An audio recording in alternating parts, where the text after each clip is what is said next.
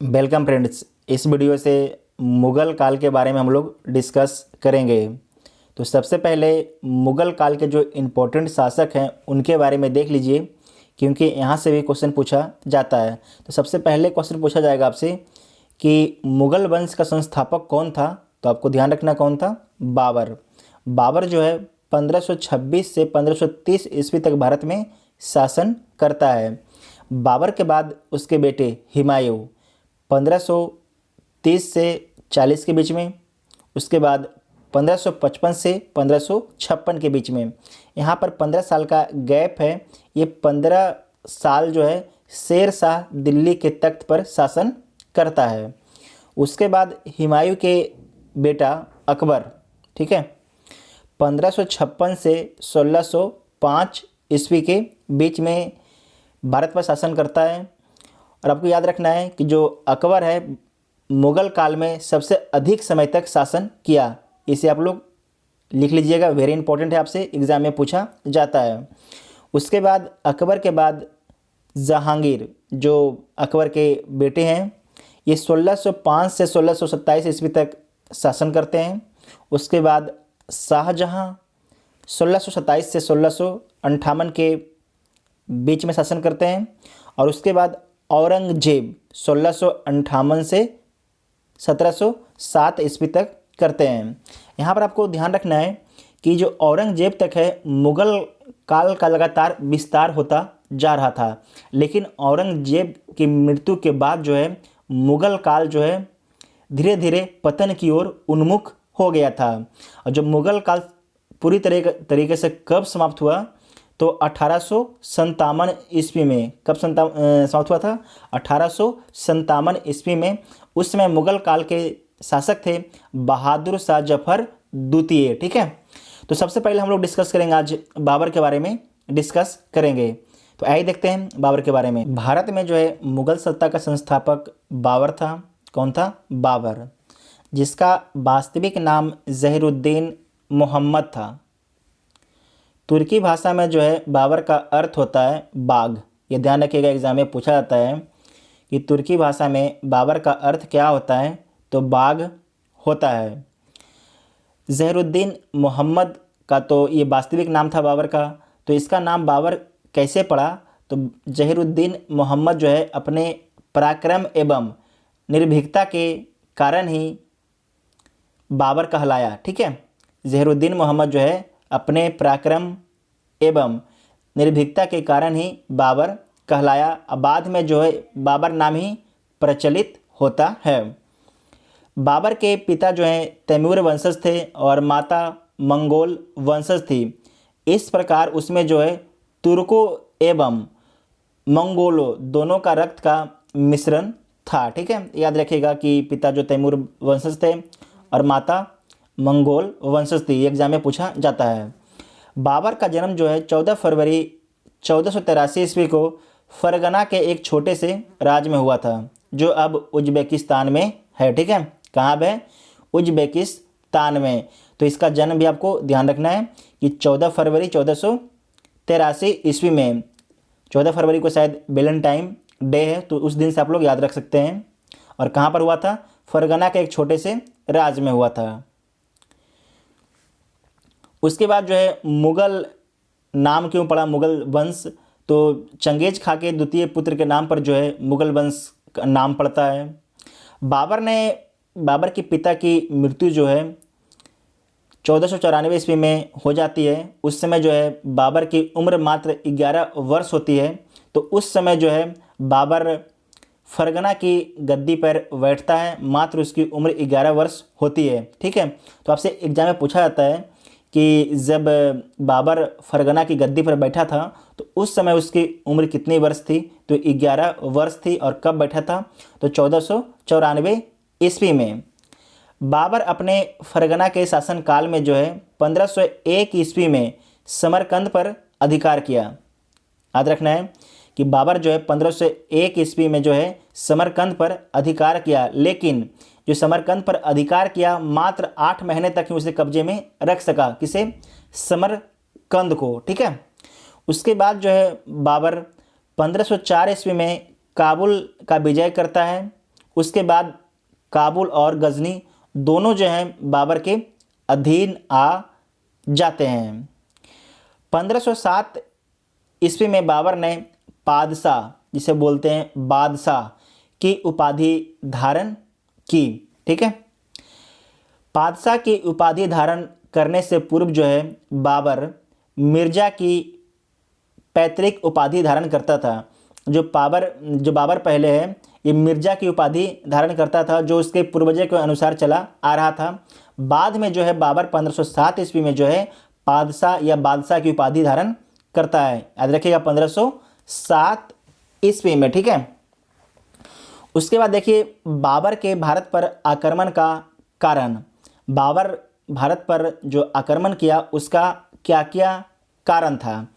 तो पहला कारण है कि बाबर का भारत पर आक्रमण मध्य एशिया में शक्तिशाली उज्बेक थे उनसे बार बार बाबर जो है हार जा रहा था।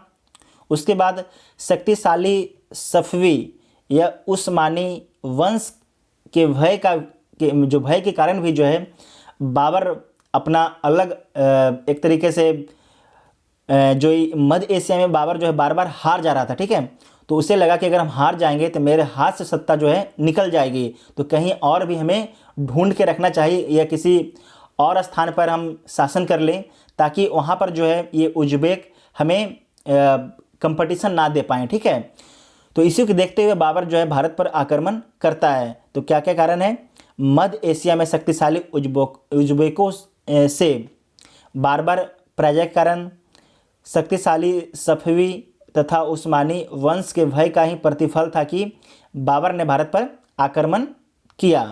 वो एक अलग राज बनाना चाहता था जो आपके मध्य एशिया उससे दूर, ताकि इनका जो है आक्रमण झेलना ना पड़े किसे, बाबर को। बाबर की भारत विजय की आकांक्षा का कारण यह भी था कि काबुल से बहुत कम आमदनी होती थी। जो काबुल था वहाँ पर जो बाबर को बहुत कम पैसे उसे मिलते थे, जिससे सेना रखने में क्या होती थी, बाबर को बहुत परेशानियाँ आती थी। तो हम लोग बोल सकते हैं कि धन की लालसा के कारण भी जो है बाबर भारत पर आक्रमण करता है। और अन्य कारण भी है कि जब उस समय भारत 1526 में भारत जो है बहुत विभाजित था, सब शासक आपस में ही लड़ रहे थे कि हमें दिल्ली के तख्त पर बैठना है, जिसके कारण क्या हुआ था, एक शासक था वो दूसरे शासक को देखना नहीं चाहता था। अगर एक शासक पर कोई आक्रमण कर रहा है तो दूसरा शासक जो है इसे हेल्प नहीं करता था। तो ये सब बाबर जान गया था, तो इसे भी लगा कि ठीक है इस मौके का फ़ायदा उठाया जाए। बाबर का भारत पर आक्रमण, इसका पहले हम लोग देखें कि बाबर के भारत पर आक्रमण का कारण देखे थे। अब हम लोग देखेंगे कि बाबर जो है भारत पर आक्रमण कब कब किया है। तो सबसे पहले प्रथम जो आक्रमण भारत पर किया है 1518 से 1519 के बीच में, और यूसुफ जाई जाति के विरुद्ध में ये आक्रमण किया था। ठीक है, इस अभियान में बाबर ने बजौर और भेरा या भीरी को अपने अधिकार में किया था। वर्तमान में जो है बजौर और भीरा जो है पाकिस्तान में पड़ता है। अब पहला जो अभियान है किसके विरुद्ध किया था, तो यूसुफ जाई जाति के विरुद्ध। ठीक है, याद रखिएगा एग्जाम में पूछा जाता है। उसके बाद है बाबर ने अपनी आत्मकथा बाबरनामा में लिखा कि इस किले, मतलब इस किले किसे, बजौर को जीतने में उसने बारूद एवं तोपों का प्रयोग किया। तो आपको याद रखना है बारूद एवं तोपों का प्रयोग किया तो कौन किया भारत में प्रथम बार, तो बाबर करता है। ठीक है, ये भी एग्जाम में पूछा जाता है। उसके बाद है 1519 ईस्वी में बाबर ने खैबर दर्रे पेशावर को पार किया, किंतु बाबर जल्द ही पेशावर से वापस लौट गया। ठीक है, जितना भी धन उन लूटा उसके बाद सीधे अपना वापस ये चला जाता है, काबुल चला जाता है बाबर।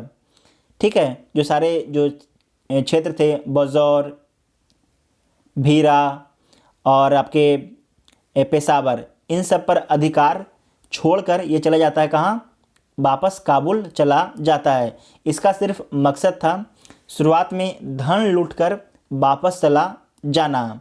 उसके बाद दोबारा यह आक्रमण बाबर करता है।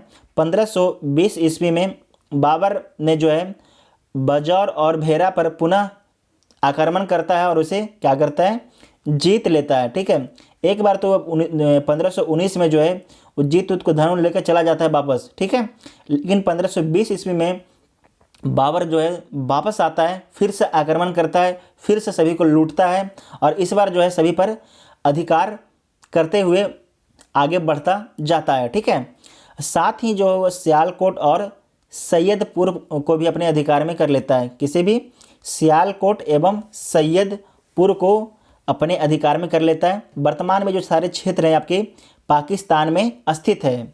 और 1524 ईस्वी में बाबर ने पेशावर के समय बाबर को इब्राहिम लोदी एवं दौलत खां के मतभेद की खबर मिलती है।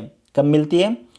1524 ईस्वी में जो है जब बाबर पेशावर का अभियान कर रहा था उस समय बाबर को एक खबर मिलती है कि इब्राहिम लोदी, जो इब्राहिम लोदी था उस समय दिल्ली का शासक था, और दौलत खां, ठीक है, जो इब्राहिम लोदी का चाचा है, उसके बीच जो है मतभेद की खबर मिलती है, जिसके कारण जो है दौलत खां जो उस समय पंजाब का गवर्नर था, इसे याद रखिएगा कि उस समय जो ये पंजाब का गवर्नर था, दौलत खां ने अपने पुत्र दिलावर खां को जो है बाबर के पास आक्रमण करने के लिए संदेश भिजवाया कि इब्राहिम लोदी अपने पुत्र किसी दिलावर खां को बाबर के पास भेजा और बोला उस संदेश में कि आप आइए दिल्ली के तख्त पर आक्रमण कीजिए, हम आपका साथ देंगे। और ये भी बोला जाता है कि संभवतः इसी समय जो है राणा सांगा एक राजपूत शासक थे, इन्होंने भी बाबर को निमंत्रण भिजवाया कि आप आइए और दिल्ली के तख्त पर आक्रमण कीजिए। ठीक है, इसी के बाद जो है प्रथम युद्ध होता है जिसका नाम है पानीपत का प्रथम युद्ध। ठीक है, युद्ध जो है इब्राहिम लोदी और बाबर के बीच में लड़ा जाता है। ठीक है, इब्राहिम लोदी और बाबर के बीच में लड़ा जाता है। इब्राहिम लोदी जो है उस समय दिल्ली का सुल्तान था। तो जब युद्ध लड़ा गया बाबर और इब्राहिम लोदी के बीच में, तो इसमें जो है इब्राहिम लोदी की पराजय हो जाती है।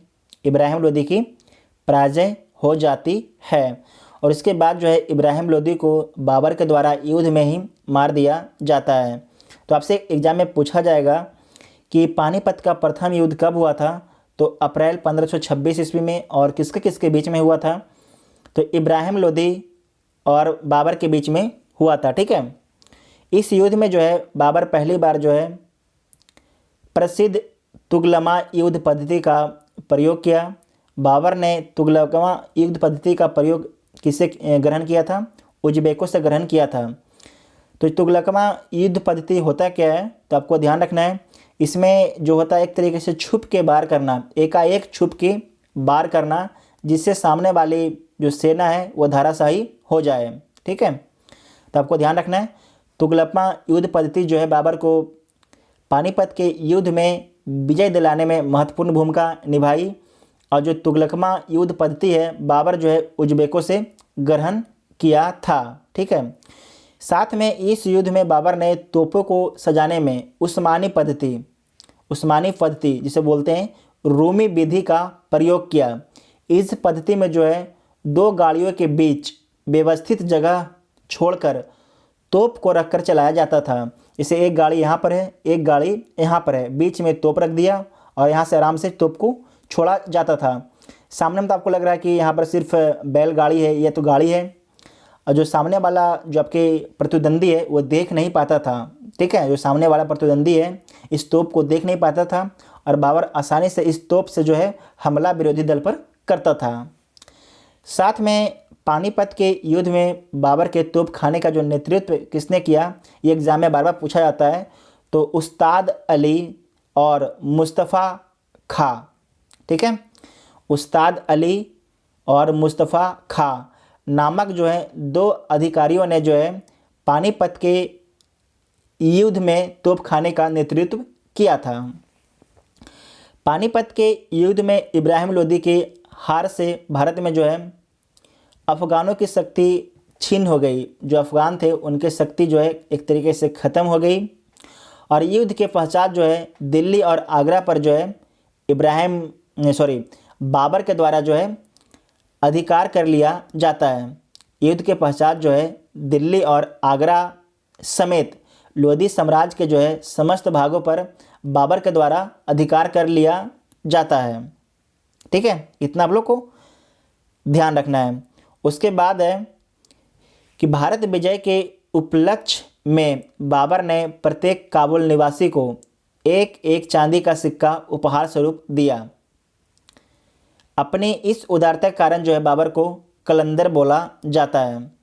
बाबर जब इब्राहिम लोदी को हरा दिया और दिल्ली के तख्त पर अधिकार कर लिया तो उसने जो है प्रत्येक काबुल निवासी को एक एक चांदी का सिक्का दिया, जिसके कारण ही बाबर को कलंदर बोला जाता है। बाद में आप पढ़िएगा कि जो बाबर ये एक एक सिक्का सभी काबुल वासी को दिया, जिसके कारण क्या हुआ, खजाना खाली हो गया, जिसका प्रभाव आगे हुमायूं में देखने के लिए मिलेगा। और इस युद्ध में जो है बाबर विजय का श्रेय अपने धनुषधारियों को देता है। किसे देता है? धनुषधारियों को अपने विजय का श्रेय देता है। ठीक है, उसके बाद जो है बाबर का युद्ध होता है खानवा का युद्ध। किसके साथ होता है? राणा सांगा के साथ होता है। ठीक है, किसके साथ होता है? राणा सांगा के साथ में होता है। तो आप तो बोलिए कि जो राणा सांगा है ये तो बाबर को विजय भारत में आक्रमण करने के लिए आमंत्रित कर रहा था, तो फिर राणा सांगा से ही क्यों युद्ध हो गया? तो इसका देखिए मेनली कारण बोला जाता है कि राणा सांगा को लगा कि बाबर जो है भारत में आएगा और दिल्ली में जो भी लूटपाट मचाएगा, अब वापस सारे पैसे लेगा और काबुल चला जाएगा। उसके बाद जो है राणा सांगा ये जो राजपूत थे ये दिल्ली के तख्त पर शासन कर लेंगे, लेकिन बाबर जो है ये भारत से वापस गया नहीं, ये भारत में रह गया। ठीक है, तो इस कारण जो है राणा सांगा से खानवा का युद्ध होता है मार्च 1527 में, जिसमें राणा सांगा आपके पराजित हो जाते हैं। राणा सांगा पराजित हो जाते हैं। ठीक है, मार्च 1527 ईस्वी में खानवा के युद्ध के समय जो है बाबर के द्वारा पानीपत की युद्ध में जो युद्ध रणनीति का पालन किया गया था, उस रणनीति का पालन भी खानवा के युद्ध में बाबर के द्वारा किया गया था, जिसके कारण क्या था, राणा सांगा की सेना थी वो पराजित हो गई थी। उसके बाद जो है बाबर की आत्मकथा एक है बाबरनामा, उसमें राणा सांगा और बाबर के इस युद्ध का विस्तार पूर्वक वर्णन किया गया है। तो आपसे एग्जाम में पूछा जाता है इस चीज़ को, तो आपको ध्यान रखना है। खानवा के युद्ध में राणा सांगा की हार हुई और खानवा के युद्ध को जो है जीतने के बाद बाबर ने गाजी की उपाधि धारण करता है। किसकी उपाधि? गाजी की उपाधि धारण करता है। साथ में खानवा के युद्ध में ही बाबर के शराब के प्रयोग पर पूर्णतः प्रतिबंध लगा देता है। जब खानवा का युद्ध हो रहा था उस समय बाबर जो है शराब पर पूर्णतः प्रतिबंध लगा देता है और जिहाद का नारा देता है। तो आपसे एग्जाम में पूछा जाता है कि बाबर के द्वारा जिहाद का नारा कब दिया गया या किस युद्ध के समय दिया गया? तो खानवा के युद्ध के समय दिया गया था। और कब दिया गया था? 1527 ईस्वी में। खानवा के युद्ध में अपने सैनिकों का मनोबल बढ़ाने के लिए बाबर ने मुसलमानों से वसूले जाने वाले तमगा कर, आपको ध्यान रखना है ये तमगा कर है जो है सिर्फ मुसलमानों से वसूला जाता था। ठीक है, मुसलमान से वसूला जाता था, उसे समाप्त कर दिया ताकि जो इसके लड़ाके थे उसे लगे कि जो आपके बाबर हैं वो मुस्लिम धर्म के लिए हैं। ठीक है, क्योंकि इनके सारे लड़ाके लगभग मुस्लिम धर्म ही के लोग ही थे ना, तो इन्हें लगता था कि अगर हम ये काम करेंगे तो हमारे सेना का जो मनोबल है वह क्या होगा? बढ़ेगा। इसके बाद यह युद्ध भी बाबर के द्वारा लड़ा गया है, जिसमें है कि जनवरी 1528 ईस्वी में चंदेरी का युद्ध, ये बाबर और चंदेरी के शासक मेदिनी राय के बीच में लड़ा गया था। इसमें बाबर विजयी होता है और शासक जो है चंदेरी के शासक मेदिनी राय पराजित होता है। और इसमें हजारों राजपूत जो सैनिक है उनकी कत्ल की जाती है। इसके बाद जो है मालवा विजय जीतने हेतु सहायक सिद्ध होता है चंदेरी विजय। ठीक है, अगर ये चंदेरी विजय कर लिया बाबर तो मालवा जीतने में बाबर को आसानी हुई। उसके बाद बाबर के द्वारा जो है 1529 ईस्वी में घाघरा का युद्ध लड़ा गया। कौन युद्ध लड़ा गया? घाघरा का युद्ध। इसमें बिहार तथा बंगाल की संयुक्त अफगान सेना को पराजित करता है बाबर, जिसका नेतृत्व महमूद लोदी ने कर रहा था। जो महमूद लोदी है बिहार तथा बंगाल की संयुक्त सेना का नेतृत्व कर रहा था। बाबर इसे घाघरा के युद्ध में पराजित कर देता है। ठीक है, इतना आप लोगों को ध्यान रखना है। तो पहला युद्ध कौन हो गया? पानीपत का युद्ध। दूसरा कौन हो गया? खानवा का युद्ध। तीसरा कौन हो गया? चंदेरी का युद्ध। चौथा कौन है? चौथा है घाघरा का युद्ध। इसे याद करने का यहाँ पर ट्रिक भी लिखा गया है आगे, तो उसे भी हम लोग आगे देखेंगे। इसके बाद क्या होता है? इस युद्ध के पश्चात जो है, घाघरा के युद्ध के पश्चात बाबर का भारत पर अस्थायी रूप से अधिकार हो जाता है। ठीक है, इस प्रकार बाबर का साम्राज्य जो है बदसखा से बिहार तक फैल गया। ये आपके बदसखा अफगानिस्तान में है, वहाँ से जो है बिहार तक जो है बाबर का साम्राज्य फैल जाता है, जिसमें काबुल, पंजाब, आधुनिक उत्तर प्रदेश का क्षेत्र भी आपके शामिल था। जो आपके बाबर के द्वारा 4 इंपॉर्टेंट युद्ध लड़ा गया है, इसे इस सीक्वेंस में याद रख सकते हैं कि बाबर पानी पिया, पानीपत का युद्ध, उसके बाद खाना खाया, चांद देखा, घर चला गया। मतलब खाना खाया, खानवा का युद्ध, चांद देखा, चंदेरी का युद्ध, घर चला गया, घाघरा का युद्ध। ठीक है, इतना आप लोगों को ध्यान रखना है। उसके बाद है कि बाबर की मृत्यु 26 दिसंबर 1523 ईस्वी को बाबर को जो है आगरा में मृत्यु हो जाती है। कहाँ पर? आगरा में बाबर की मृत्यु हो जाती है। बाबर टोटल भारत पर 4 वर्ष, दिल्ली के तख्त पर 4 वर्ष तक शासन करता है। इसकी मृत्यु के बाद जो है बाबर को सबसे पहले तो आगरा के आराम बाग में दफनाया गया, लेकिन बाद में जो है बाबर की पहले इच्छा थी कि हमें जो है बाबर की इच्छा कि काबुल में दफनाया जाए, तो उसे बाद में आराम बाग से वापस जो है ले जाके काबुल में दफनाया गया। काबुल कहाँ है? आपके अफ़गानिस्तान में। जैसे कि जो इनकी अंतिम इच्छा थी कि उनके शव को जो कहाँ दफनाया जाए? काबुल में दफनाया जाए। तो काबुल में बाद में उसे जाके दफना दिया जाता है, जहाँ पर बाबर की मकबरा भी स्थित है। बाबर का हम लोग अब मूल्यांकन करते हैं कि सबसे पहले बाबर जो है एक योग शासक, कुशल सेनापति और महत्वाकांक्षी बादशाह था। ठीक है, योग शासक, कुशल सेनापति और महत्वाकांक्षी बादशाह था। बाबर जो है कुषाणों के बाद ऐसा पहला शासक था जिसने काबुल एवं कंधार को अपने पूर्ण नियंत्रण में रखा। ठीक है, कुषाण के बाद ऐसा पहला शासक था जिसने काबुल एवं कंधार को अपने नियंत्रण में रखता है। बाबर ने पहली बार युद्ध में तोपखाने और युद्ध की नई तुलगमा युद्ध पद्धति, ठीक है याद रखिएगा, तुलगमा युद्ध पद्धति का प्रयोग किया। ठीक है, बाबर ने पहली बार जो है युद्ध में तोपखाने और युद्ध की नई तुलगमा युद्ध पद्धति का प्रयोग करता है। उसके बाद है बाबर ने सड़कों की माप के लिए गज ए बाबरी का शुभारंभ किया। उसके बाद बाबर अपने साथ 2 महत्वपूर्ण खेल भारत लाया। एग्जाम में पूछा जाता है। एक को बोलते हैं गंजीफा, जिसे बोलते हैं ताश का खेल। दूसरा है इश्कबाजी, कबूतरों का खेल। इश्कबाजी उसका प्रिय खेल था। जो बाबर है उसका प्रिय खेल क्या था? तो कबूतरों का खेल उसका प्रिय खेल था बाबर का। इसे भी आपको ध्यान रखना है, ये वेरी वेरी इंपॉर्टेंट है। अगला पॉइंट, बाबर ने एक नए तरह का छंद मुबई यान का सृजन किया। ठीक है, मुबई यान का सृजन किया। अलंकार शास्त्र पर जो है रिसाल ए उसज नामक पुस्तक लिखी और खत ए बाबरी नाम से एक नई शैली का भी शुभारंभ किया। इसे आप लोग ढंग से रीड कर लीजिएगा, इस पॉइंट को आप लोग। ठीक है, उसके बाद पद की रचनाओं में उसके द्वारा जो बाबर के द्वारा एक संकलन किया गया जिसका नाम है दीवान। जिसे तुर्की पद में श्रेष्ठ स्थान प्राप्त है। दीवान को जो है तुर्की पद में श्रेष्ठ स्थान प्राप्त है। और दीवान किसके द्वारा लिखा गया था? तो बाबर के द्वारा। बाबर जो है तुर्की भाषा का विद्वान था। उसने तुर्की भाषा में अपनी आत्मकथा बाबरनामा, जिसे तुजुक ए बाबरी कहा जाता है, उसकी रचना की थी।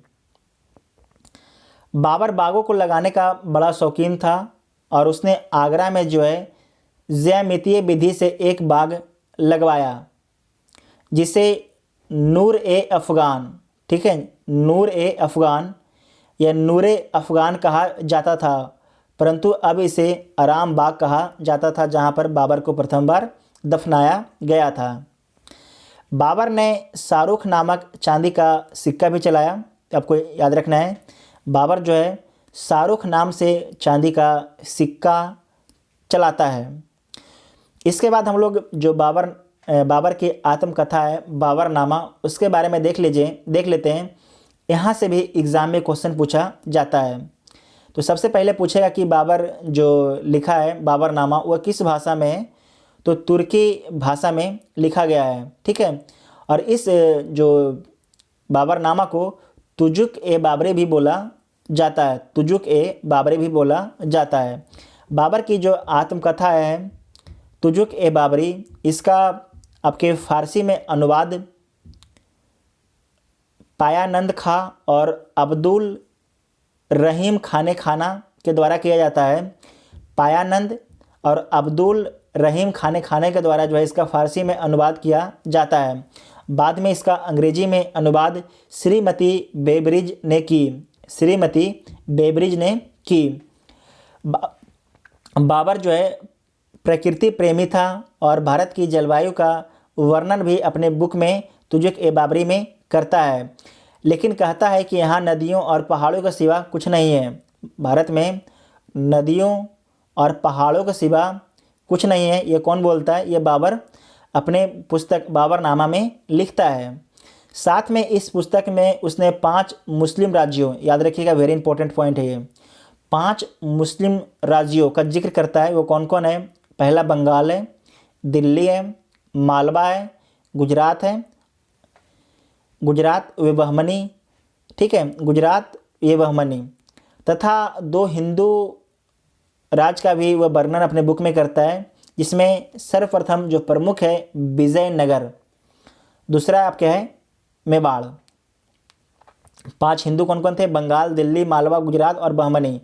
जो मुस्लिम थे 5 मुस्लिम थे, और जो 2 हिंदू थे विजयनगर और मेवाड़ थे।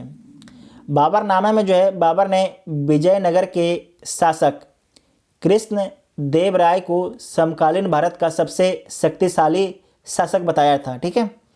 उस समय जो है जब बाबर आया था उस समय बाबरनामा अपने बुक में लिखता है कि कृष्ण देव राय जो है, ये कृष्ण देव राय को भारत का सबसे शक्तिशाली शासक बताया अपने बुक में। उसके बाद जो है बाबर लिखता है कि भारत के लोग खूबसूरत नहीं हैं भारत के लोग खूबसूरत नहीं हैं, यहाँ अक्लमंदी और प्रतिभा दुर्लभ है, कला और दस्तकारी पिछड़ी हुई है।